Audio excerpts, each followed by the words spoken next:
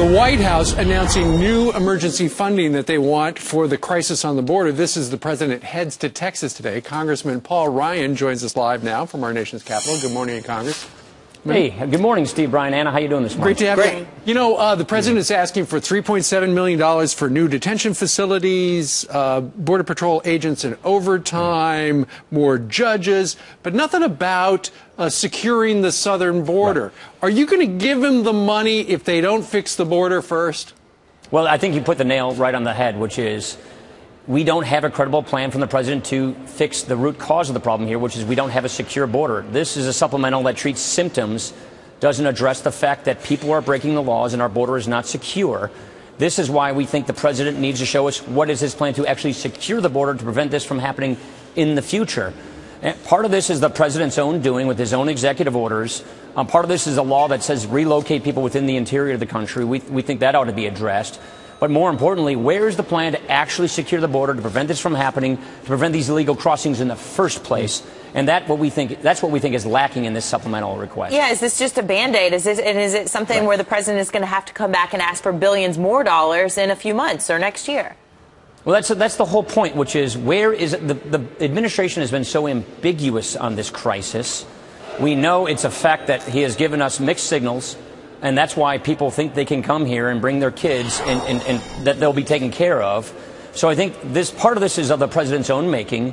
A lot of it is the fact that we still have yet to secure our border. And how can we have faith in fixing immigration laws if we can't even secure our own southern border? What would you do, Congressman, Chairman, with the kids that are here now? I mean, there's 50,000 have come since October. What do we do with them now? People have crossed this border illegally, no matter what their age is. It is a humanitarian crisis. If we actually take them and absorb them into the country, think of the signal that would send to others. They'll continue coming. You'll actually make this crisis even worse.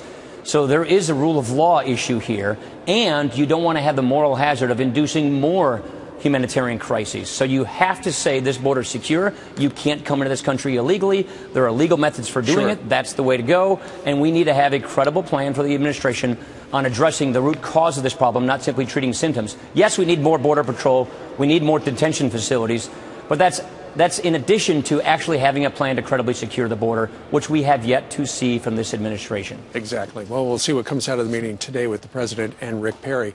Meanwhile, it was back on June 20th, Congressman. I don't have to remind you, you had in front of you the commissioner of the IRS, and some crazy stuff has happened at the IRS. We want to play this exchange where essentially you're saying you don't trust this guy. You asked taxpayers to hang on to 7 years of their personal tax information in case they're ever audited, and you can't keep 6 months worth of employee emails? I don't believe you. This is incredible. I have a long career. That's the first time anybody has said that they do not believe me. I don't believe you. What were you saying? Were you saying that he was telling a lie, or the story that the IRS is telling simply is not believable? Look, there's a long track record here. They've been stonewalling throughout this entire investigation. Hardworking taxpayers deserve a government that is impartial, that is fair, that's honest, that's efficient, transparent, accountable, and they're not getting it.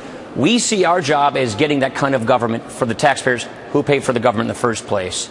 Look, the IRS told the White House in April about these hard drive crashes, and they didn't tell Congress until May, and they really didn't tell us. They buried it in a 27-page letter to the Senate. And only after we followed up did we learn that 6 other hard drives have crashed, for a total of 7 people critical to this investigation. Coincidentally, their hard drives crashed, and their emails are unrecoverable, and the servers were wiped clean. That's what I don't believe. I don't think it's a credible story, and we still have yet to get full answers to the questions that we've been asking, and we're not going to stop. Your scolding words just echoing what a lot of people were thinking while they were watching that as well. Congressman Ryan, today your budget committee has a hearing on how the federal government can better fight poverty. What's going on with that? Well, look, we're bringing in people who are on the front lines of fighting poverty, getting people off of welfare into lives of dignity and work, and we want to learn lessons from them. We've had 50 years in the war on poverty, and the poverty rates haven't changed. And so we think we need to do better than that. And so we're learning from people who are on the front lines, like Catholic Charities, who are actually succeeding at getting people into good lives, into good jobs, and we want to learn from them. Right now, we have a cookie-cutter, one-size-fits-all poverty management system at the federal level.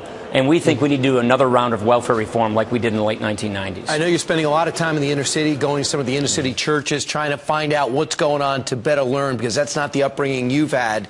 But yet you've gotten some backlash when you've spoken out. Any regrets? Not whatsoever. I think what we need to do is go learn from poverty fighters who are actually succeeding at fighting poverty. Go learn from people who have a lot to teach us. And don't sit in the ivory tower of Washington waiting for bureaucrats to tell you what they want to do. That's just not how government should work. That's not how you respect taxpayers. And what you learn is if you go into these poverty communities and learn from people who are actually succeeding at fighting poverty, that you can do a lot with that. And that's what I think is very beneficial. We need to challenge the status quo, Brian. The status quo isn't working. The status quo is keeping people stuck in poverty, and we need to challenge that. And those who want to protect the status quo, yeah, this is threatening to them, but we should not take this awful situation we have today as an excuse for doing nothing. You can't just throw money at it. You got to address the core issue, which You've is got to exactly address the core issue, which was what you were talking about regarding illegal immigration as well. Paul Ryan, Congressman, Chairman, sir, thank you very much. Have a great day. Have a good day. You too.